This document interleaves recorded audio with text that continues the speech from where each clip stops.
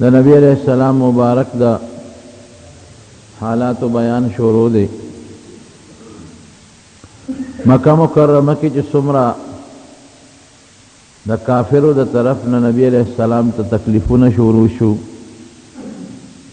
مرگرو تے تکلیفون شروع شو نو دا اللہ دا طرف نا مہربانے شروع شو دا سمنا دا چتا دی دا اللہ دا دین خدمت کے دا اللہ کار دے کے او تا تا دی تکلیف ملاوی گی او اللہ دی مدد انکی اللہ ہم مدد کئی نو طائف تا نبی علیہ السلام لار مرگرو تے تکلیفون او رسیدل مرگرو حبشے تا ہجرتون اکڑل مدینہ شریفے تا باز مرگری لارل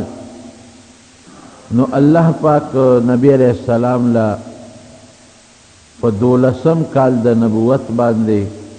یو ډیر لوی انعام ورک دا سے انعام ورک چې په مخ د ځمکه دا انعام یو پیغمبر ته نه دی ورکړی شوی او هغه انعام د الله د طرف نه څه شی دی هغې ته د معراج د سفر انعام وایي چې نبی علیہ السلام بیت المقدس ته او د بیت المقدس نه بیا اسمانونو ته او جنتون او د دنیا د ملکوت او بر د اسمانونو عظیم الشان سفر په نبی علیہ السلام او شو تاریخ کې لږ اختلاف شته دی چونکه هغه زمانہ کې خو تاریخونه نو د لیکلو رواج هم کمو نو په سن کې په تاریخ کې اختلاف شته څوک د نبوت 5 کال یادوي څوک د هجرت نه 3 کاله مخکې یادوي او علماء چې کوم تحقیق کړی دی نو هغه دا دی چې دا د معراج سفر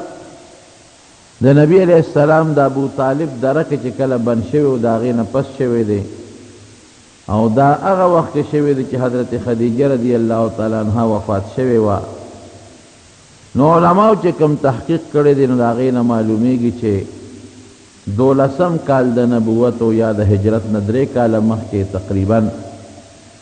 علماء وی چې د زبرګ میاشت او 20 تاریخ باندې د حضور پاک د لوی سفر شوی دی نبی علیہ السلام د تر کورو د تر د لور کورو د ام هانه او پاغه کې ودو ویملاستو مده کې د ما د کوټې دا چت چرینو دا کولاو شو برا او چې چت سنگ کولاو شو نو پاغه جبرئیل علیہ السلام را کوز شو او زی پاسولم او چې پاس څنګه پاسولم نو راته وی راځه او ماته تاسو کوی چې نن ورځ نن تعالی خدای پاک پنن شپه کې تعالی خدای پاک هغه شرافت درکې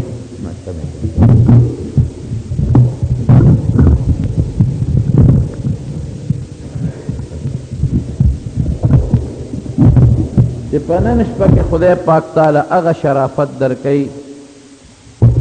چې ستانه مخکې یو پیغمبر لمدا شرافت دی ورکړی د عزت نو زه په دروازه راوستم علماء وایي چې جبرئیل علیہ السلام په چت ولې راکوزېده د چت ورته ولې وشلېده او په هغې راکوز شو نو دې کې د الله یو څو حکمتونه دي یو پکې دا و چې دې ته اشاره ورکوي چې سفر دی بره دی او دویم دی خبره ته اشاره ورکوي نبی علیہ السلام ته وایي چې ګورې زما طاقت شته څنګه چې تا ولیدل چې دا چت کولاو شو بیا بند شو او جبرئیل علیہ السلام ته راکوز شو د دنیا چت خو چې یو ځل اوس پړدلی شي یا لرګي اخوا شي نو خو بیا هغسې نه ورځي خو لوی محنت غواړي څنګه چې تا ولیده چې دا چت دا کولاو شو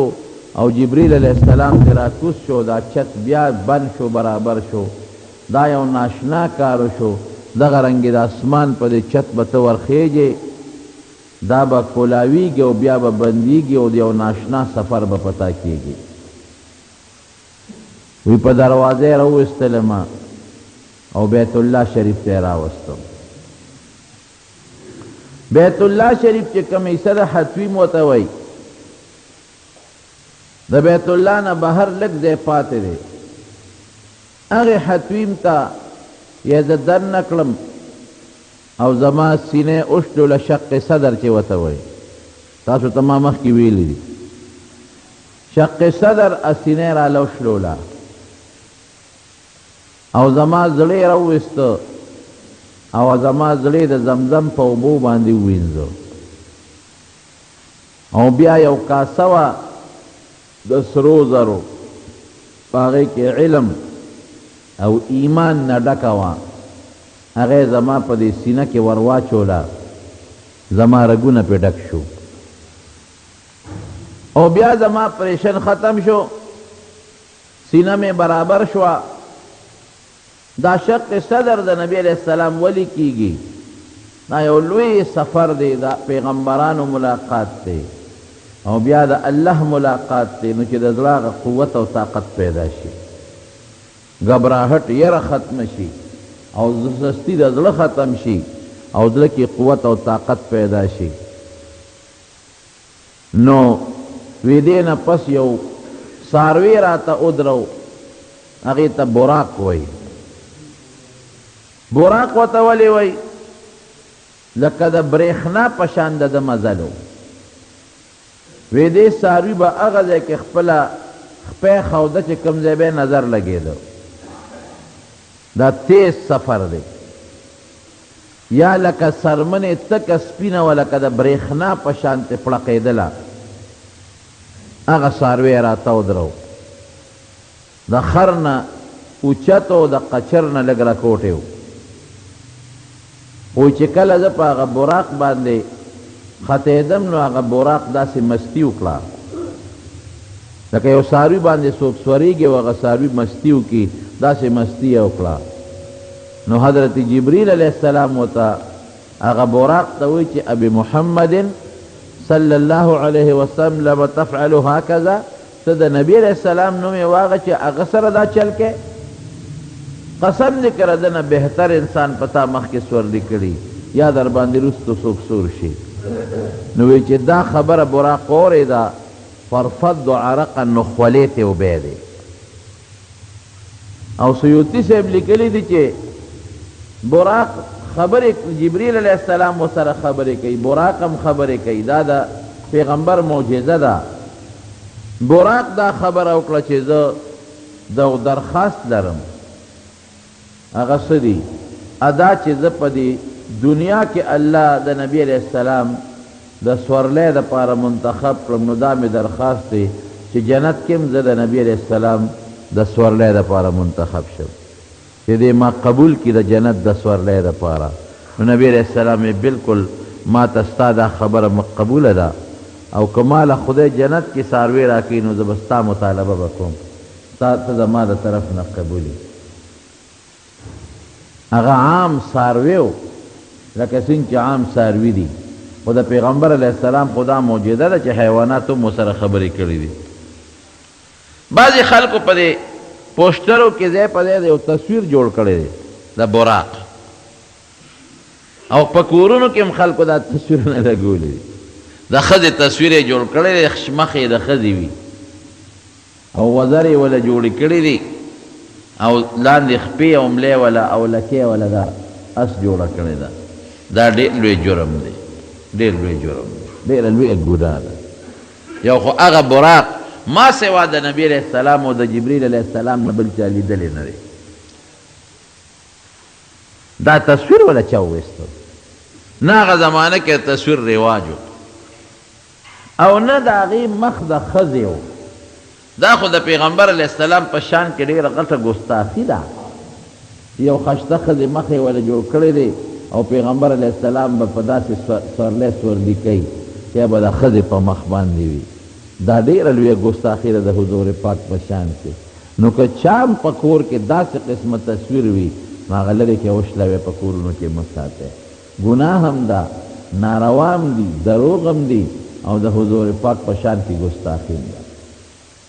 یا بعضې تصویرونو کې به تاسو وینئ اختصر په دې دغه کې موبایلو کې هم خلکو سره د پیغمبر علیہ السلام د قبر نقشې چا جوړې کړې دي غټ قبر یې جوړ کړی دی او پیشین غلاف د پاسه چوری دی ولاندې ورته د نبی علیہ السلام قبر لیکلی دی دم دروغ دی د حضور پاک قبر بالکل مضبوط دیوال کې دننه بند دی هیڅ چاته پته نه لګي سعودي بادشاه هم نشي وردننه کېدی هغه دیوال لاندې سیکه ده او بره مضبوط دیوال دی کړکۍ پکې نشته سوړه پکې نشته په هغې غلاف پروت دی او د هغې دیوال نه لرې بیا یو بل دیوال ته و د هغې کې جنګله ده نو دا د بهر بادشاهان چې ورشي د دې جنګلې والا دیوال نه وردننه شي د هغه دواړو دیوالونو منځ کې ودرېږي دوه دیواله دي یو بار د هغې کې سیخونه دي پنجره د جنګله ده او یو د قبر مبارک نه بل دیوال تو دی ښه مضبوط نو د هغه دواړو دیوالونو منځ کې دا بادشاهان وردننه شي قبر مبارک چې کوم دی هغې نه غټ مضبوط دیوال تو دی نه پکې سوړه شته نه پکې کړکۍ شته او ما یو نوی تاریخ د مدینې منورې راوړ یو عالم لیکلی دی هغې اوس هم په دې اختلاف کړي چې د پیغمبر علیه السلام د قبرونو شکل څنګه دی حضرت ابوبکر صدیق او د حضرت عمر فاروق رضی الله عنه نو چې دا تصویرونه خلکو اخیستل نو بیا د تاریخ دانان پکې اوس اختلاف کولی شي اوسني تاریخ دانان هم وایي چې داسې دی او څوک وایي داسې دی او څوک وایي هغه زاړه د زړو روایاتو په بنیاد باندې هغوی فیصلې کوي هیڅ پته چاته نه لګي بره نه ګمبت مبارک مکمل بند دی نو دا بعضې خلکو پردي څیزونه جوړ کړي دي یا د پیغمبرانو بعضې خلکو فلمونه جوړ کړي دي د یوسف علیه السلام فلم د موسی علیه السلام فلمونه یې جوړ کړي دي د نبی علیه السلام فلمونه یې جوړ کړي دي او هغه د پیغمبرانو شکل پکې نه ښیي جنگ بدر یې جوړ کړی دی جنگ احد یې جوړ کړی دی او پیغمبر نبی علیہ السلام شکل پکې نه ښیي خو صحابه پکې ښیي دا حمزه دی او دا بلال دی او دا فلانکې دی فلانکې دی دا ډېر لوی جرم او ډېره لویه ګناه ده ځکه فلمونو کې چې څوک کار کوي هغه څوک کي تاسې ووایه دمان فلم کې چې څوک کار کوي هغه ته څه ویلې کېږي دمان پخوا به ورته ډمان وي اوس ورته فنکاران وایي دمان دي نو ډم له د ابوهریره نوم کېښودی او ډم ته حضرت بلال نوم کېښودی او ډم ته حضرت حمزه نوم کېښودی دا حضرت حمزه دی او دا ګوره ولګېد په غشي په نیزه باندې او شهید شو ډمانو له صحابو نومونه یې ښودل او هغه نوم پې پورې کول چې کوم د پیغمبر علیه السلام متعلقه د صحابه دي ما یو جلک یو پوټې غوندې ما ورېږه زه وګورم چې تقریر کې سړی رد کوي چې لږ اندازې نه خو سړي ته معلوم یو موبایل کې راته چا یو سیکنډ دو ښودل اوهو دا خو ډېر لوی جرم دی نو دا د پیغمبرانو د صحابو دا فلمونه جوړول یا د هغوی د قبرونو تصویرونه جوړول او په کورونو کې یې ویزاندول دروغ هم دی او دا ګناه هم ده دې نه ځان ساتئ نو براق عام حیوانو لکه څنګه چې په کتابونو کې راځي د خر نه اوچتو او د قچر نه راکوټې عام حیوان نبی کریم صلی الله علیه وسلم ورباندې سور شو سفر شروع شو د مکې مکرمې نبی علیہ السلام فرمایي یو ځمکه وه چې هغه د کجورو د بوټو د باغونو نه ډکه وه هغې ته یې بوتلم او کوز یې کړم وی دلته 2 رکعاته نفل وکړه ما پکې 2 رکعاته نفل وکړل وی تا ته پته ولګېده چې دا کوم ځای دی ما وی نه وی دا یثرب دی یثرب د مدینې منورې زوړ نوم دی دا ستا د هجرت ځای دی ستا او ستا د ملګرو د هجرت دا ځای دی بیا هم څه منځې سفر وکړو خو دې براق به قدم هغه ځای کې کېښوده چې کوم ځای به یې نظر لګېده نو بیا یو ځای کې څاروي براق ودرېده جبریل علیه السلام وی دلته م یو 2 رکعاته مونځ وکړه ما 2 رکعاته مونځ وکړو وی تا ته پته ولګېده چې دا کوم ځای دی ما وی نه وی دا د مدین علاقه ده چې کوم د شعیب علیه السلام علاقه ده بیا لاړم بل ځای کې براق ودرو وی کوز چې دلته م یو 2 رکعاته نفل وکړه هلته مې 2 رکعاته نفل وکړل وی تا ته پته ولګېده چې دا کوم ځای دی ما وی نه وی دا وادي سینا د کوه تور غاړه ده کوم ځای کې چې الله حضرت موسی علیه السلام له پیغمبري ورکړې وه او خبرې ورسره کړې بیا براق روان شو یو بل ځای کې ودرو کوز چې دلته م یو 2 رکعاته وکړه نو ما پکې 2 رکعاته وکړل وی تا ته پته ولګېده چې دا کوم ځای دی؟ ما وی نه. وی دې ته بیت اللحم وی چې کوم ځای کې حضرت عیسی علیه السلام پیدا شوی دی. بیا د هغه ځای نه روان شو، یو ځای کې براق ودرو، وی را کوز شه. نو براق نه زه کوز شم. دا کوم ځای دی؟ وی دا بیت المقدس دی، بیت المقدس چې وده تاسو وایه. د جومات مخې ته یو تیږه وه، حضرت جبریل علیه السلام په هغې تیږه کې دا خپله ګوته ومنډله، هغه بنده وه، سوړه پکې وه خو په خاوره بنده شوې وه، زړه سوړه وه. هغه یې تازه کړه هغه سوړه، او هغه براق هغه پړې رسۍ یې په هغې کې ومنډله، غوټه یې ورکړه، براق یې هغې پورې وتړ. نبی کریم صلی الله علیه وسلم فرمایي وی په دې لاره چې تلم یو بوډۍ ښځه راته ولاړه وه، ډېره بد شکله وه او ببر سر او ډېره زیاته بوډۍ وه. وی ما ته اشارې کولې خو جبریل علیه السلام ما ته وی دې ته مه ګوره نیغ ځه. وی سمند چې لاړم یو بوډا سړی و، هم په ډېر بد شکل و، هغې اشارې کولې خو جبریل علیه السلام ما ته وی ده ته به هم نه ګورې. وی نیغ لاړم. تپوس مې ته وکړه چې دا بوډۍ ښځه څوک او دا بوډا سړی څوک و؟ وی دا کومه بوډۍ ښځه چې ته ولیده دا دنیا د دنیا د دنیا مثال دقسې دی. دا بوډۍ ښځه سړی د داسې بوډۍ نه چې دا ببر سر یې نیولي او دا سخا مخ یې او سخا شکل یې نفرت کوي. دنیا د نفرت شی دی، دی اصلي شکل دی. خلکو ته خو په ښکلي شکل دنیا ښکاري، دا ښکلی شکل یې نه دی، دقه د دنیا شکل. او د بوډۍ ښځې په شکل کې درته ولې الله وښوله؟ وی تا اندازه ولګوله دې بوډۍ به څونه عمر پاتې؟ مې دا خو ډېره بوډۍ ده او د مرګ په غاړه ولاړه ده او ډېر عمر یې تېر کړی دی. وی دغه د دنیا مثال دی، څنګه چې د دې بوډۍ څومره عمر تېر دی او څومره پاتې دی، د دنیا دومره عمر تېر دی او دومره لږې پاتې دی. ډېر عمر د دنیا تېر دی. دې نه اندازه لګوه بوډۍ به څو کالو کې وه، څو ورځې پس د مرګ وه، دومره د دنیا عمر تېر او لږ پاتې دی. او وی دا کم بوډا سړی چې ته ولیده دا شیطان او شیطان دی تا ته ودرېده او خدای پاک ته ته محفوظ وساتلې. که تا دې بوډا سړي ته توجه مخ ورړولې وه نو بیا به امت د اخرت په مقابله کې دنیا غوره کړې وه. وی چې بیت المقدس ته ورسېدو څاروي وتړه نو دوه لوښي نبي علیه السلام ته پیش شو، یو د پیو یو د شرابو،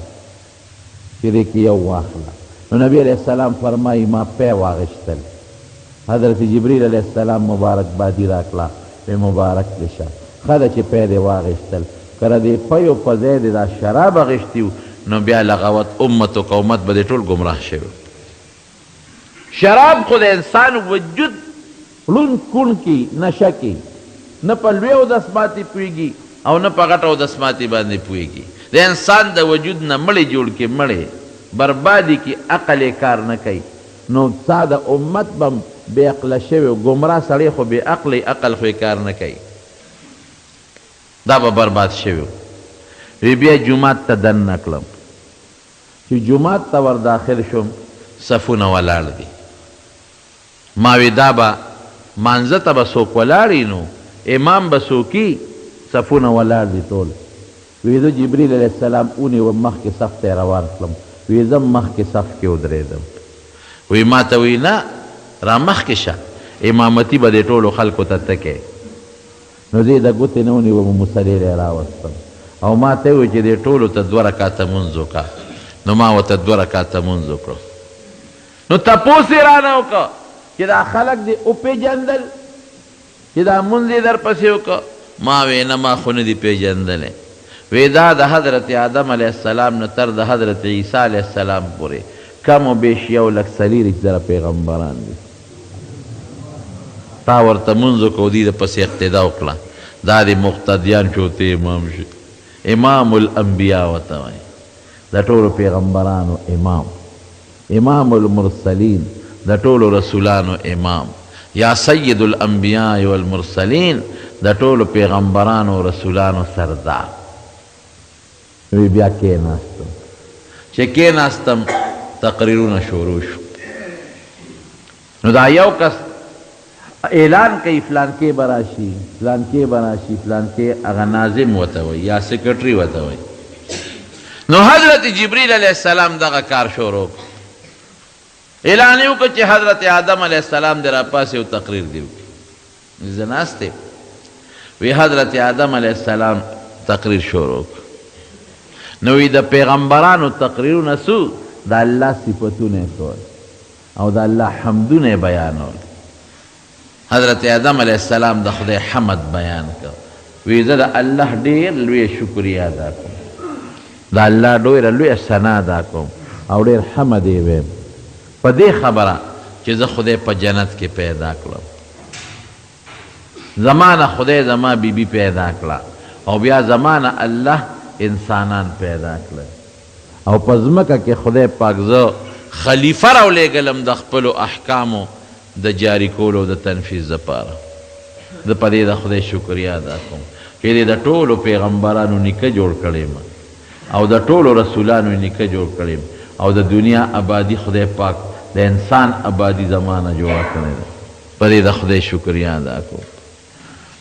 بیا کېناست. بیا حضرت نوح علیہ السلام ته جبریل علیہ السلام آواز وکړ. اوس به نوح علیہ السلام راشي ستاسو مخکې به یو څو خبرې وکړي. حضرت نوح علیہ السلام هم د الله حمد او د الله صفت بیان کړ. زه هغې الله له ډېره شکریا ادا کوم او د هغې الله ډېر حمدونه او ثناګانې ویم کم الله چې د یو ظالم قوم په مقابله کې ماله بری راکړ او زما قوم یې هلاک او بیا د دنیا آبادي الله دوباره زمانه چې شروع کړه. ځکه نوح علیہ السلام نه بیا چې کشتۍ کې خلک بچ شو او نور قوم کافران غرق شو نو د دنیا دویم نمبر آبادي د نوح علیہ السلام نه شروع شوه. آدم ثانی ورته په دې بنیاد نو د دنیا دویم نمبر آبادی الله زمانه شروع کړه او ډیر پیغمبران زما په اولاد کې دي او زه خدای په کشته کې بچ کړم سره د خپل مسلمان قوم نه او کافران الله هلاک کړل. دغه خدای له ډیره ثنا ده ډیر حمد او ډیره شکریه ده چې د خپل تقریر خلاص کو کېناست. نو بیا حضرت ابراهیم علیه السلام راوبلل. حضرت ابراهیم علیہ السلام د خدای ډېره ښکلې شکریا ادا کړه او ډېر حمدونه یې وویل. د خدای شکر ادا کوم چې ما باندې خدای د نمرود اور ګلې ګلزار کړ او د یو ظالم بادشاه نه خدای زما ښځه بچ کړه او د هغې الله شکر ادا کوم چې زما په لاس یې بیت الله جوړ کړ. د هغې الله شکر ادا کوم چې زما الله زما بچی ما د خدای په نوم قربانو او الله د هغه په ځای یو ګډ راولېږه. زه د خدای شکریا ادا کوم. نور هم ډېرې خبرې وکړې خدای خلاصه ده. بیا حضرت موسی علیہ السلام را پاسو. موسی علیہ السلام هم د خدای حمد وی. زه د الله حمد ادا کوم چې د فرعون په کور کې د خدای د دشمن په کور کې ماشوم لوی کړم او هغه ظالم فرعون او د هغه قوم چې زما دشمنی کوله خدای په دریاب باندې غرق کو. ماله الله تورات غوندې عظیم کتاب را کړی. زه د الله شکریا ادا کوم. بیا حضرت عیسی علیہ السلام را پاسو. هغه هم د خدای شکریا ادا کړه چې دی د مور نه بې د پلار نه پیدا کړی او زما په لاس به یې مړي جمدي کول او برګیان او ړانده به یې پې جوړول او زه اسمان ته جمدې پورته کړیم. زه د هغې الله شکریا ادا کوم حمد ویم. اخره کې چې د پیغمبرانو خپل تقریرونه وکړل نو نبی علیہ السلام یې په آخر کې را پاسه. دا مشر میلمه عموماً په آخر کې تقریر کوي. جبریل علیہ السلام آواز وکړ چې اوس به د ټولو پیغمبرانو آخري پیغمبر خاتم النبیین محمد مصطفیٰ صلی اللہ علیہ وسلم هغه په آخر کې تقریر وکړي. نبی علیہ السلام فرمایي زه چې کېناستم ټول پیغمبران دي آدم علیہ السلام نه واله عیسی علیہ السلام پورې زه به اوس څه ویم. وی مې چې زه د الله پاک ډېر حمد ادا کوم او ډېره شکریه ادا کوم چې د ټولو پیغمبرانو په آخر کې زه راولېږلم او د ټولو پیغمبرانو خاتمه په ما وکړه. ځکه د نبی علیہ السلام نه پس بل پیغمبر نه راتلی شي او نه به شي. نبی علیہ السلام په خپله فرمایي انا خاتم النبیین لا نبی بعدی د ټولو پیغمبرانو اخیری مهر زیب باس ما نه پس به بل پیغمبر نه راځي. فرمایي یو حدیث کې وی زما او د نورو پیغمبرانو مثال د یو بلډینګ دی، بلډینګ یو خشته بلډینګ مزیدار او یو سړی ته ګیر چاپېره تاویږي او د دې بلډینګ صفت کې چې ډېره ښه محل دی، ډېر ښه بلډینګ دی، خو د یوې خښتې ځای پکې خالي دی. نو دا سړی تعجب کوي ډېر ښکلی بلډینګ، یاره ارمان که دا یو خښته پکې وي ډېر خشته به دا یو خښته پکې نیمګړې ده نو په دې دا بلډینګ پوره نه دی. افسوس چې دا یو خښته پکې وي دا محل به څونه خشته و. نبي علیه السلام فرمایي د دغې بلډینګ دغه یوه خښته زیمه په ما خدای د پیغمبرانو دا بلډینګ برابر کړه، ما نه پس به بل پیغمبر نه راځي. نو وی زه اخیری پیغمبر یم او زه اخیری امت تی، زما امت اخیری امت تی، لیکن یو خبره کوم زه د خدای حمد ادا کوم چې اخیری پیغمبر یې راولېږلم، زما امت اخیری امت راولېږه په دې حمد، لیکن زه او زما امت به د ټولو نه مخکې جنت ته داخلېږو. حدیث پاک کې هم دقسې راغلی دی چې زه د ټولو نه اخیری پیغمبر یم او چې کله جنت ته زه داخلېږم د جنت دروازه وټکوم د هغې چې کومه کړی ده هغه به وټکوم نو ما ته به دننه نه دربان اوازو کې څوک یې، زه به ورته خپل نوم والم چې زه فلان کې نو ما ته به هغه دربان وی بېکه عمرتو هم ستا متعلق ما ته حکم شوی دی چې دې راشي دروازه وټکوي نو دروازه به کولاوی د ده نه مخکې بل چاته به دروازه نه کولاوی. نو ټولو کې اول نمبر زه او زما امت به جنت ته داخلېږو، وروسته به نور خلک داخلېږي او زما امت اخیری امت دی و حساب کتاب به د قیامت پر ورځ د ټولو نه مخکې مونږ سره کېږي، مونږ سره چې وشي د هغې نه پس به نورو سره کېږي. نبی علیه السلام فرمایي که انا سید ولد آدم وی د ټول بني آدم دا او چې څومره دي د آدم علیه السلام اولاد د هغې سردار وی زیم. یاره وی ولا فخره وی دا مې اسې حقیقت ته بیان که خو ګورې کبر نه کوم. او بیا فرمایي الانبیاء آدم فمن سواه آدم فمن سواه تحت لواء یوم القیامت من غیر فخر. وی ټول پیغمبران آدم علیه السلام نوال عیسی علیه السلام پورې وی دا ټول به د قیامت پر ورځ زما د جنډې لاندې ولاړې خو کبر او فخر نه کوم. نو زه اخیری پیغمبر یم، امت مې اخیری دی خو جنت ته به د ټولو نه مخکې ځم او زه د هغې الله حمد او شکریه ادا کوم چې زه اخیری راولېږلم، حساب کتاب به زما امت سره د ټولو نه مخکې کوي او زه د هغې الله حمد او شکریه ادا کوم چې زما امت به د ټولو امتونو نه په زیات تعداد کې جنت ته ځي. حدیث پاک کې راځي یو ځل نبی علیه السلام وفرمایل وی سمو خیال دی ستاسو څه خیال دی جنت ته څونه نیم چې تاسو جنتیان شئ نو دا مو خوښه ده؟ وی او صحابه وی ښه تاسو به د جنتیانو نیم به تاسو یې، نیم به د ټولو امتونو نه نیم ستاسو د امت نه. صحابه وی الله اکبر. نو چې نبی علیه السلام لږ سوچ وکړو نو دویمه وحی راغله د الله مهرباني ده. وی داسې به م نی وی دوی سې د جنت د خلکو به ستاسو نه دوی سې به د جنت د خلکو نه ستاسو نه یو حصه چې ده دا به د باقیو ټولو امتونو نه. صحابه خوشحاله شو او وی تاسو څومره یې د نورو امتونو په مقابله کې؟ وی ستاسو د نورو امتونو مقابله کې داسې یې لکه د تور غوی په شا چې یو سپین داغي، نور دونه ډیر دي د تور غوی په شا چې سپین داغي، سپین داغ کې څونه ویښته وی او هغه باقي څومره دي نو نور ډیر زیاتی تاسو لګي ما او جنت ته به د هغې د ټولو په نسبت دو چند تاسو داخلېږئ یو چند به د هغوی نه چې دا حمد نبی کریم صلی الله علیه وسلم ادا کړ د الله تعالی. نو مجلس ختم شو، براق همغه سوړې پورې تړلې پاتې شو. د نبی کریم صلی الله علیه وسلم زمانه ده معرف القرآن کی مفتی شفیع صاحب رحمت اللہ علیہ لکھے دا او غالباً دا دے آیات لاندی دا واقع لکھے دا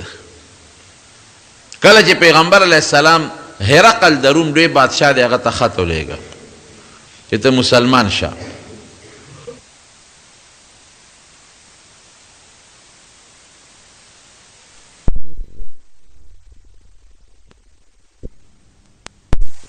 شکریه د پاره راغلی او بیت المقدس ته نو نبی علیہ السلام چې ولا خط ولېږه نو دی په بیت المقدس کې و عیسائی و دی هرقل هغه وی تاسو داسې وکړئ د دې سړي د دې پیغمبره دعوه چې کړې ده د د قوم څوک شته دلته په دې شام کې که د قوم څوک وي نو هغه راوغواړئ دلته یو څو تپوسونه کوو نو ابو سفیان رضی الله عنه کافر دی دغه وخت کې وروسته مسلمان شوی دی هغه وی مونږ تجارت له تللو نو وی مونږ یې وغوښتو چې بادشاه مو غواړي نو مونږ ورلو بادشاه ته نو ایمان یې یو څو تپوسونه وکړل دا اول تپوس یې دا وکړه چې د نسب څنګه دی ما یې د خو ډېر ښه نسب دی دویم تپوس یې دا وکړه چې پلار نیکه کې چې د بادشاه تېر شوی دی که نه ما وی نه دی تېر شوی خیر ډېر تپوسونه یې وکړل وی ما بس جواب ورکاو اگر چې ابو سفیان دغه وخت کې کافر و چې پوره جوابونه مې ورکړل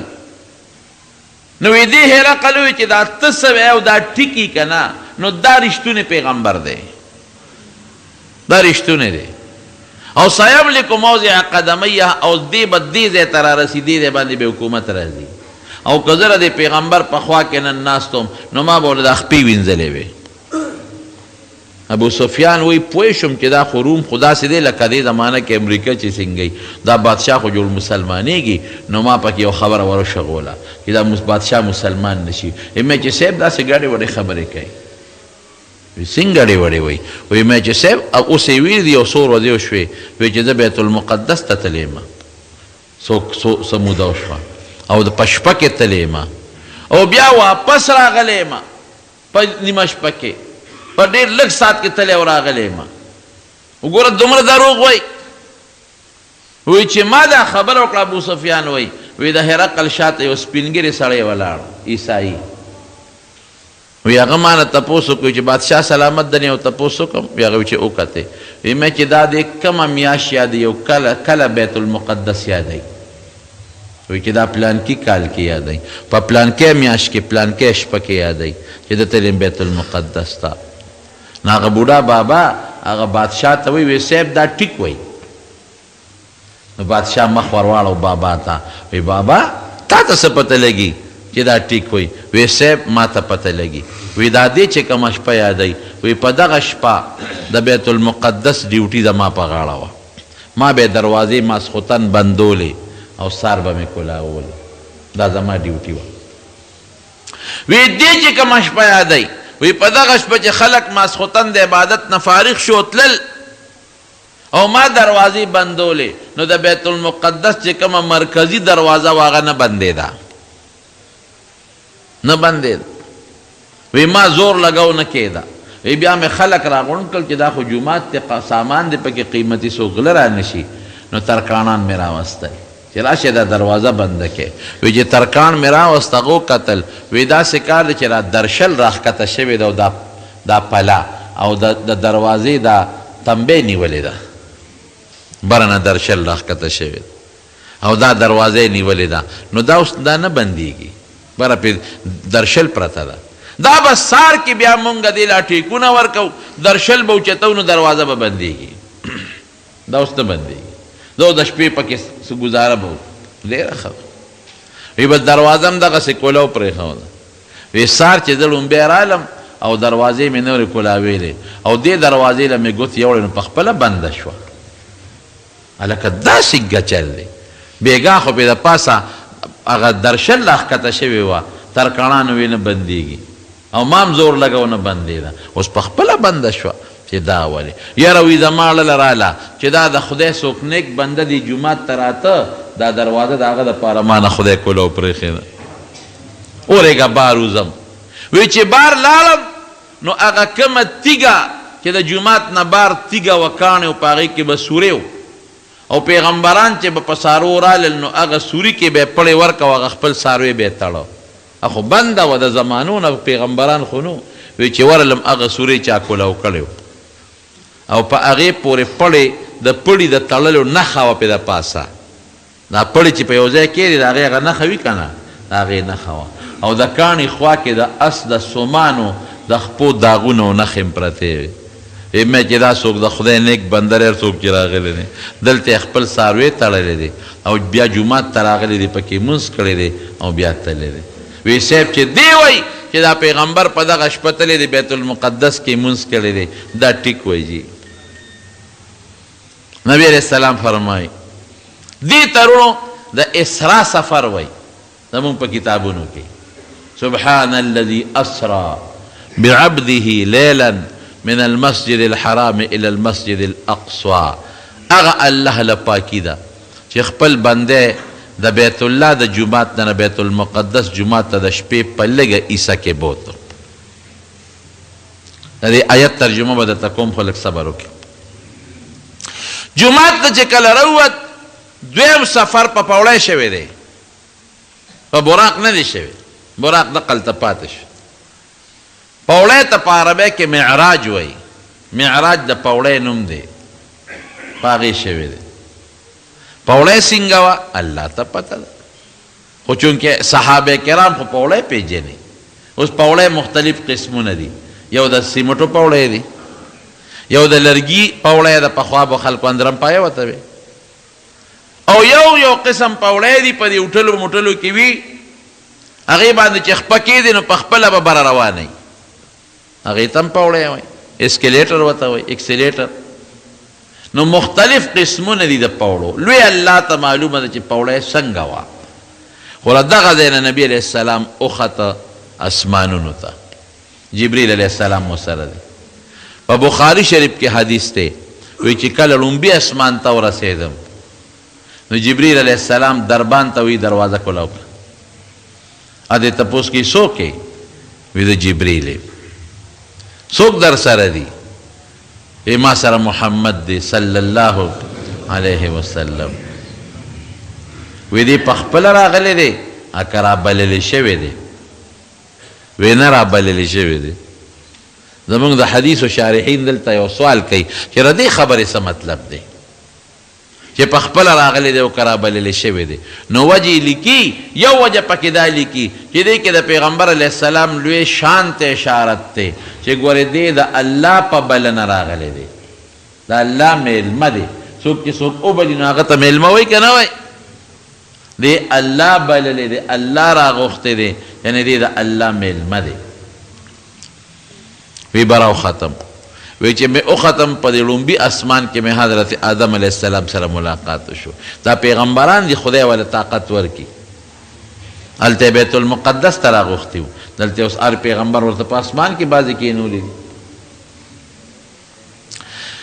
وی ما ته جبریل علیه السلام وی سلام پې واچوه دا ستا نیکه آدم علیه السلام دی نو ما پې سلام واچو نو هغه د سلام جواب وکړه مرحبا بالنبي الصالح والابن الصالح زما هغه نیک بچی او زما په هغه پاک بچی او پاک پیغمبر دی زما سلامي هر کلی دی وی په هغه مې سلام واچو وی د هغه ځای نه بیا دویم اسمان ته وخېجولم وی هلته کې چې کوم دربانچي دی هغه دربانچي دی تپوس وکړو څوک یې د جبریل څوک در سره دی ما سره محمد دی صلی الله علیه وسلم په خپله راغلی دی که را بللی شوی دی وی نه بللی شوی دی نو چې براو ختم نو د حضرت عیسی علیه السلام او د حضرت یحیی علیه السلام سره می ملاقات وشو دا تقریبا د ترورې بچی کیږي د عیسی علیه السلام مور چې بیبي مریم د هغه د یحیی علیه السلام د ترور لور ده نو د ترور د لور زوی شو نو د ترور د لور زوی ته هم خلک د ترور زوی وایي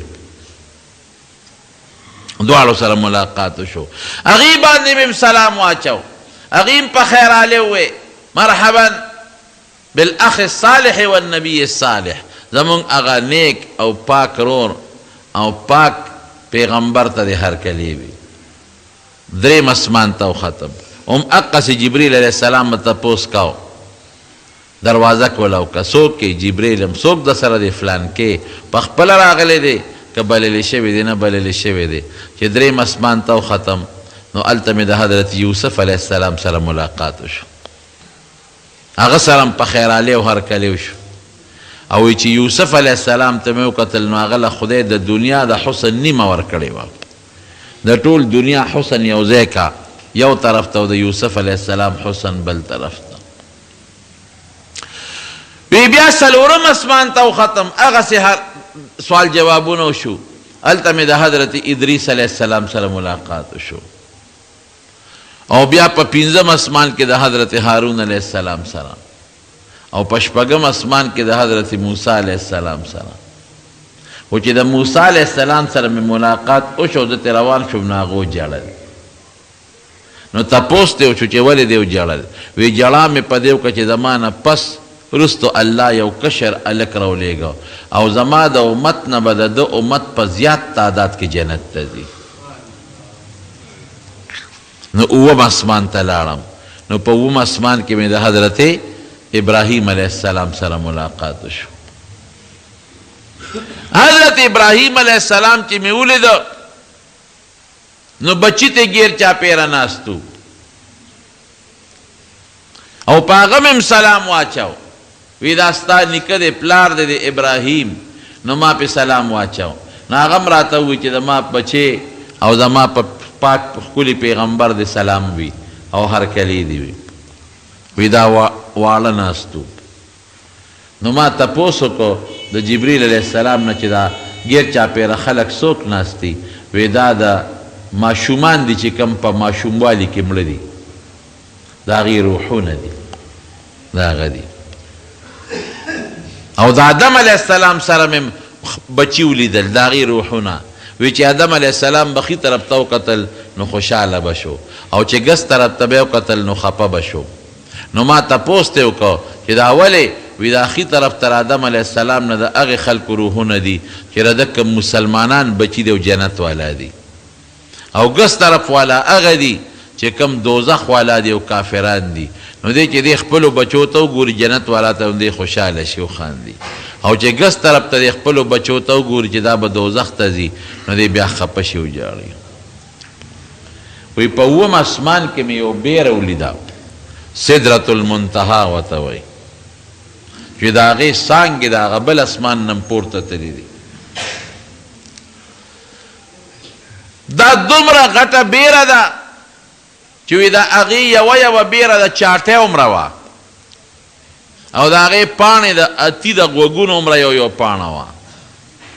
او د سرو زرو پتنګان مې پکې ولیدل د سرو زرو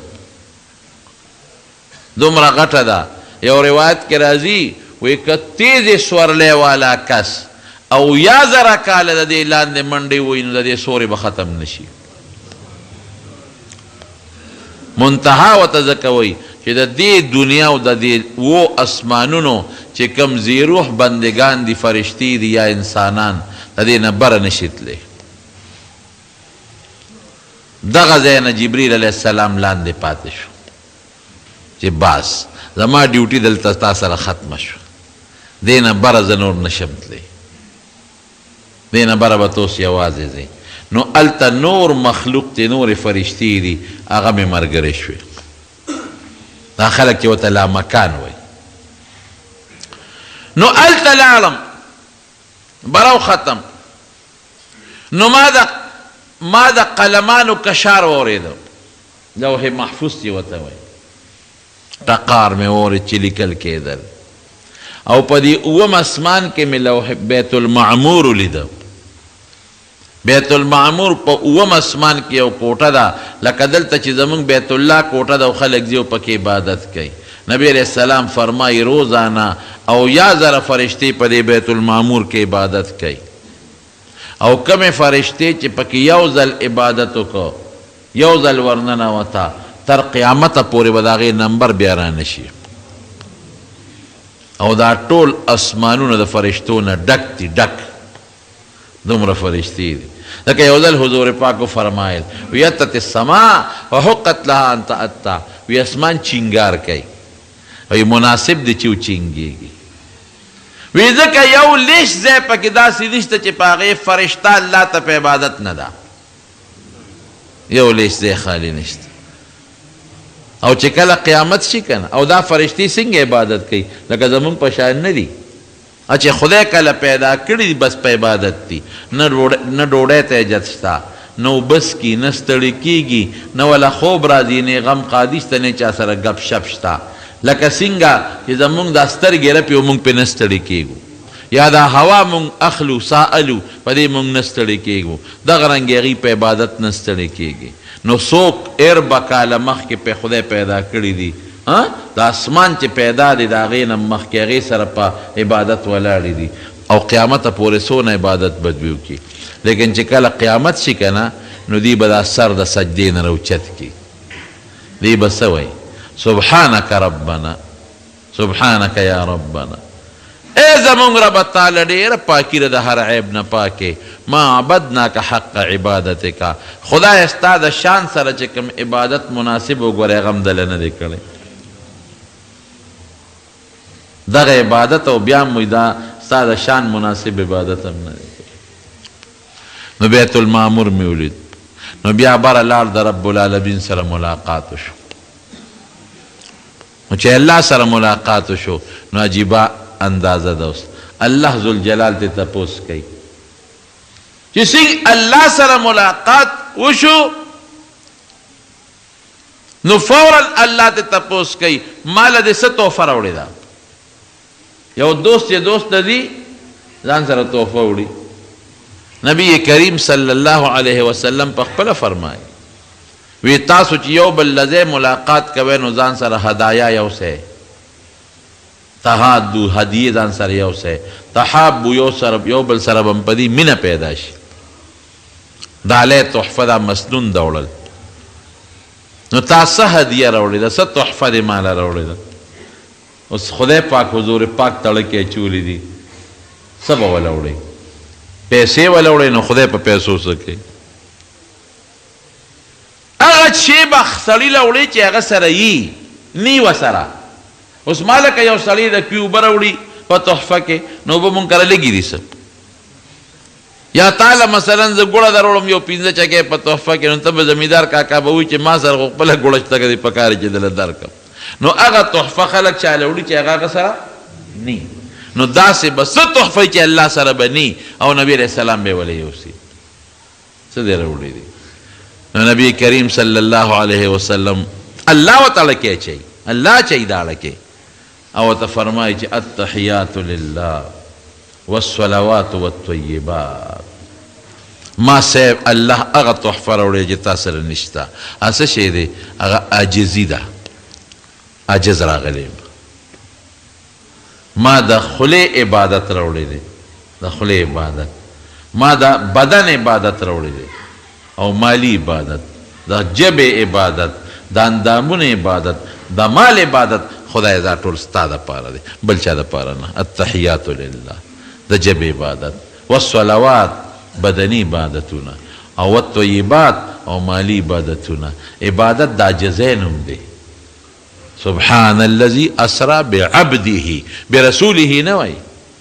پیغمبر علیه السلام لکه دا کمالات خدای ورکړي دا په دې چې ځان ته بنده ویلی دی، ځان ته عجزه ویلی دی، ځان ته لوی نه دی ویلی، کبر یې نه دی کړی، لویې نه ده کړی. لویې باندې الله خفه کېږي، په کبر الله خفه کېږي او په عجزۍ رب العالمین خوشحالېږي. ما الله د ژبې، د مال او د بدن عاجزي ستا دربار ته راوړلې ده. نو الله پې خوشحاله شو. السلام علیک ایها النبی، ای زما پیغمبره ما پتا دې سلامتی ای، ورحمت الله وبرکاته، د الله رحمتونه د الله برکتونه. نو نبی علیہ السلام څه وایي؟ السلام علی نه وایي چې او په ما دې سلامي. خدای پاک ته خو نه شي وایي چې السلام علیک، الله خو د عیب نه پاک دی. السلام علیک خو بنده ته به وایي چې خدای د عیب نه پاک وساته. نبی علیہ السلام څه وایي؟ السلام علینا وعلى عباد الله الصالحین. ستا دا سلامتیا دې په ما باندې وي او زما په ګناهګار امت می او په نیکانو دې وي علینا کې علما وایي چې دا ګناهګاران یې ځان سره ملګري کړل ځکه وروسته عباد الله الصالحین دی او بیا فورا و اشهد ان لا اله الا الله دې ګوی ورکوم چې الله ته ګورې یو وي شریک نه لري واشهد ان محمدا عبده ورسوله دې خبرې م ګوی ورکوم چې محمد صلی الله علیه وسلم دا ستا بنده دی او ستا رسول دی څنګه چې زمونږ د ایمان دی چې نبی علیه السلام د خدای رسول دی نو د پیغمبر علیه السلام هم په ځان د ایمان دی چې د خدای رسول دی دا عقیده به زما مې او دا به د هغه وي زه به محمد رسول الله ویم ابا محمد رسول الله وی صلی الله علیه وسلم نو د دې وجې نه د معراج د الله او د پیغمبر په منځ کې چې دا کمې خبرې وشوې نو دا خدای په منځ کې کېښودی چې تا ته هغه معراج را یادوي دا حکایت دی ښه دې منځ کې ځکه مونځ هم د مسلمان دپاره معراج دی الصلاة معراج المؤمن نو الله پاک ولې یو تحفه ورکړه وی ښه یو تحفه دله در کوم هسه دي وی په تا او ستا په امت به تا خو ووایي چې عبادتونه تاله دي که نه عبادتونه او بندگی نو ما بندگی به کوې د مانځه په شکل کې نو 50 منځونه مې ستا باندې او ستا په امت پرس کړل نو نبی علیه السلام خوشحاله دی چې بندگی خو ما اوس اظهار وکړو چې بندگی تاله ده الله په دې بندګۍ خوشحاله شو نو مونږ د بندګۍ نقشه ده 50 نقشې 50 منځونه دروازې خوشحاله راغی موسی علیه السلام سره ملاقات شو وی خدای دله څه درکړل وی مال 50 منځونه راکړل خوشحاله و نبی علیه السلام وی امت ته طاقت نشي لرلی زما په امت 2 منځونه ونی شو کولی 50 به څنګه کوي خو نبی هم خوشحاله و که دې ته یې سوچ نو چې دا به څنګه کېږي او څنګه نه په لویه تحفه خوشحاله وی ورشه الله نه درخواست وکړه چې درته کم کي که کم یې درته نه کړل 50 ته امت نشي کولی ګورې غرق بشي لاړ نبي علیه السلام وی الله لږه ګزاره وکړه زما امت سره وی ښه 15 مې کم کړل بیا راغی موسی علیه السلام بیا ورته دا بیا کم کا بیا لاړ ته او راته به 15 به کمېدل اخر کې 15 پاتې شو موسی علیه السلام دي دا 15 لیر دي زما په امت 2 منځونه ونی شو کولی ورشه لاړ شو دام کم کی نو 15 به کمېدل نبی علیه السلام لکې وایي چې اوس لاړ شم دا 15 نور کم کې پاتې به څه شي یاره بس ما له حیا راځي نور نشم تللی نو الله هغه ځای نه آواز وکړو لا یبدل القول لدی زما فیصلې نه بدلیږي هي 5 وهي 50 15 شو په عمل کې خو ثواب به د 50 تو ملاویږي عملنامه کې مو بغه 50 ته لیکم عملنامه کې مو 50 یو نیکی یو پلس دا بدل الته لیکم 50 50 کمیږي بنه دلته تا ته مې کم کړل ته 15 کوا دلته نه کم 50 په لیکم نو نبی علیہ السلام مبارک واپس راغی چې واپس راغی بیا بیت المقدس ته و بیت المقدس نه واپس په براق راغی دا سفر څومره موده شو څومره ټیم کې وشو سبحان الذي اسرا بعبده اسرا په عربی کې د شپې تلو ته وایي زمونږ دا طالبان سوال کوي چې د لیلن پکې څه پیدا شوه ځکه اسرا خو هسې هم د شپې تلو ته وایي نو لیلن وروستو بیا شپه ده وی دې کې دې ته اشارت دی اسرا د شپې تللې کړي دي خو لیلن تنوین د تقلیل او تنکیر په ډېر لږ وخت کې راغتلی دی دا سفر په ډېر لږ د شپې په ډېره لږ حصه کې شوی دی لیلن کې دا فایده ده څومره ساعت کې شوی دی وی چې د بسترې نه پاسېدمه نو بنده چې د تولې نه پاسې تولې ګرمه یي که نه نو چې واپس رالم نو تولې همغسې ګرمه وه او چې کوم په دروازه وتو نو ما زنځیر راښکته کا زنځیر چې راښکته کړه لقي که نه څومره ساعت به لقي دا زنځیر یو منټ به ولقي نیم منټ به ولقي خو درونی بیا قلار شي وی چې واپس رالم هغه زنځیر همغسې لقېدلی او درېدلی نو په دومره لږ ټیم کې دا ارسو شو نو په دې معراج کې د نبي علیه السلام ډېر څیزونه لیدي دي ډېر زیات